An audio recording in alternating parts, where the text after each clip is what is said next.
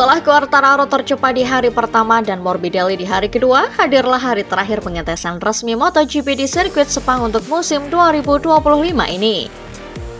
Fabio Quartararo dan Aldigar langsung mencatat waktu 1 menit 57 detik di awal hari ketiga.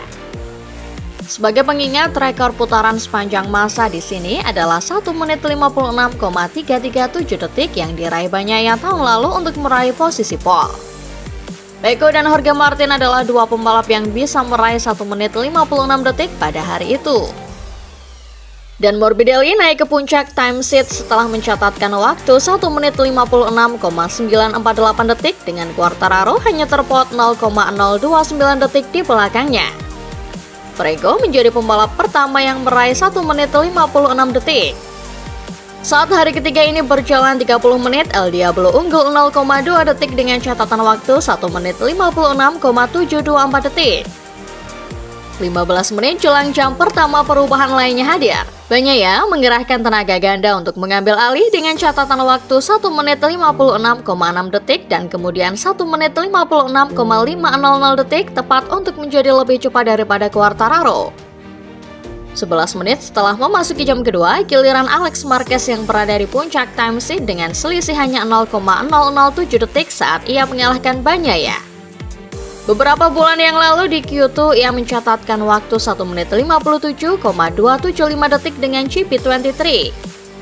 Pagi ini ia torehkan lap time 1 menit 56,493 detik dengan GP24. Setelah itu dinamika tidak terlalu hadir. Pembalap mulai melakukan long run atau simulasi race. Setelah sesi berjalan 4 jam 30 menit, hujan kembali turun di sirkuit Sepang. Setelah jam ke-6, simulasi sprint mulai berlangsung dan beberapa catatan waktu yang mengesankan mulai bermunculan. Pada tahun 2024, Fabio Di Giannantonio mencetak rekor simulasi sprint tercepat di Sepang dengan catatan waktu 17 menit 43,857 detik. Dengan rata-rata lap time 1 menit 58,237 detik dalam 10 putaran. Marc Marquez baru saja menyelesaikan sesinya, mencatat waktu 17 menit 41,024 detik, dengan rata-rata 1 menit 57,930 detik dalam jumlah putaran yang sama. Sebagai referensi, rata-rata rekan setimnya Pecco Bagnaia adalah 1 menit 58,243 detik dalam simulasinya.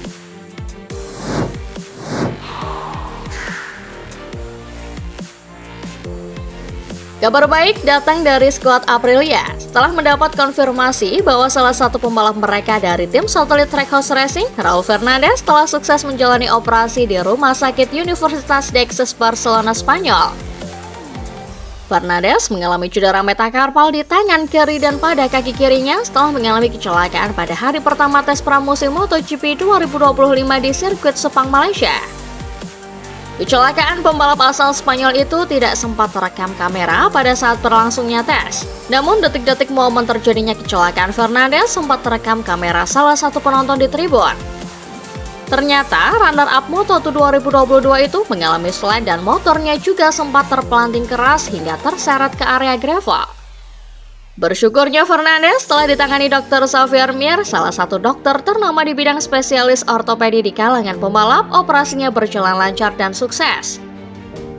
Melalui akun X, dia mengumumkan bahwa akan segera kembali ke Asia Tenggara untuk bertolak ke Thailand pada pekan depan demi mengikuti lanjutan tes pramusim MotoGP 2025.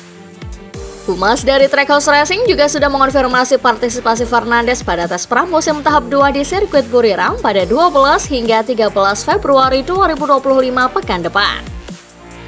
Fernandez dikabarkan mengalami cedera yang tidak separah Martin, sehingga dia bisa kembali lebih cepat ke sirkuit, tetapi tentu akan ada tes kondisi fisik lagi di Thailand nanti untuk menentukan apakah proses pemulihannya sudah bisa memastikan dirinya aman untuk menjalani tes lagi. Karena bagaimanapun tes pramusim selalu akan sangat menuntut fisik karena butuh waktu berjam-jam melakukan putaran waktu. Dengan kembalinya Raul Fernandez ke tes pramusim, Aprilia bisa lebih berbinar. Mereka mendapatkan amunisi tambahan untuk mengumpulkan data dan informasi guna menyetel motor RSGP di tahap terbaik sebelum bergulirnya seri perdana di MotoGP Thailand 2025.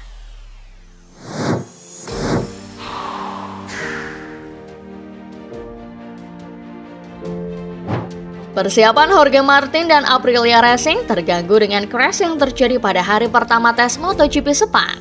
Jorge Martin mengalami patah tulang setelah high set crash di tikungan 2 sirkuit Sepang yang memaksanya mundur dari keseluruhan tes Sepang. Bos Aprilia Racing Massimo Rivola pun terlihat sangat kesal dengan insiden yang sangat merugikan timnya tersebut.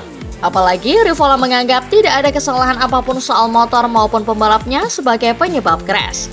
Belum lagi sebelum insiden parah itu terjadi, Martin juga mengalami insiden juga beberapa lap sebelumnya. Rivola pun kemudian menuduh ban Michelin sebagai biang kerok yang membuat Martin cedera dan harus menepi selama beberapa pekan ke depan.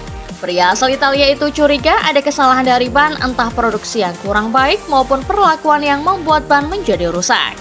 Namun hal itu dibantah keras oleh bos Michelin Motorsport Piero Taramaso yang menegaskan bahwa ban yang dibawanya tidak memiliki masalah apapun. Taramaso menegaskan bahwa ban yang digunakan di tes Sepang ini disimpan dengan suhu yang baik dan terkontrol. Tidak ada bukti bahwa bannya memiliki masalah. Menurut Taramaso, jika ada yang aneh, harusnya Jorge Martin sudah menduganya sejak awal ia menggunakan ban tersebut. Di sana ada kombinasi beberapa hal yang mungkin membuat insiden yang sangat disayangkan terjadi. Apalagi berdasarkan data, menurutnya Martin melaju sedikit lebih kencang sebelum crash tersebut terjadi. Taramaso menduga ban Martin mungkin berada di temperatur di bawah normal sehingga bannya masih dingin. Apalagi Taramaso menilai Martin adalah pembalap yang jika merasakan ada yang aneh, ia akan meminta pergantian ban, tapi nyatanya ia memakainya selama 13 lap.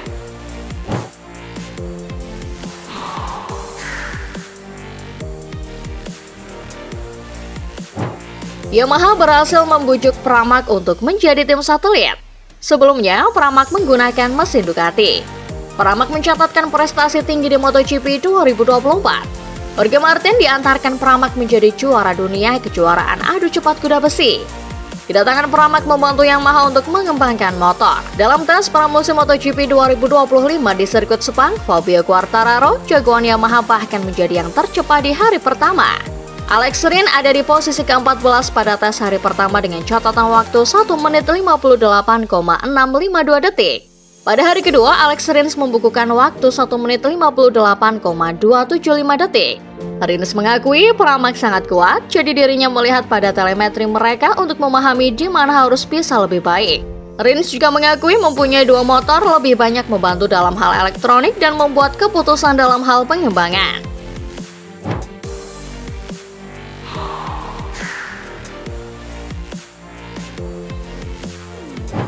Pada hari pertama tes, Bastianini sekedar menduduki posisi 19 dengan ketertinggalan 2,402 detik dari Fabio Quartararo Monster Energy Yamaha.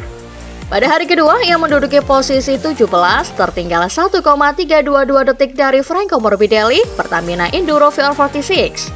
Hasil ini tentu sangat berbeda dari hasilnya bersama Ducati. Bastianini dikenal sebagai salah satu pembalap yang paling agresif dalam pengereman di MotoGP.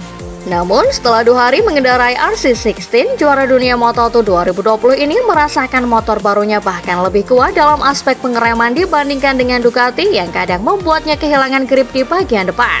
Sayangnya, hal ini belum bisa ia terjemahkan ke dalam catatan waktu yang cepat. Bastianini mengakui bahwa butuh waktu untuk memahami lebih dalam area mana yang harus ia tingkatkan. Mengingat kekuatan utama motor ini berbeda dengan yang biasa ia gunakan sebelumnya. Apalagi Bastianini masih tertinggal dari tandem barunya Maverick Viñales. Pembalap Italia berusia 26 tahun ini menyatakan bahwa tes pramusim kali ini tidaklah mudah, karena ia mengalami kesulitan dengan berbagai perubahan setelan motor yang tidak memberikan hasil yang diharapkan.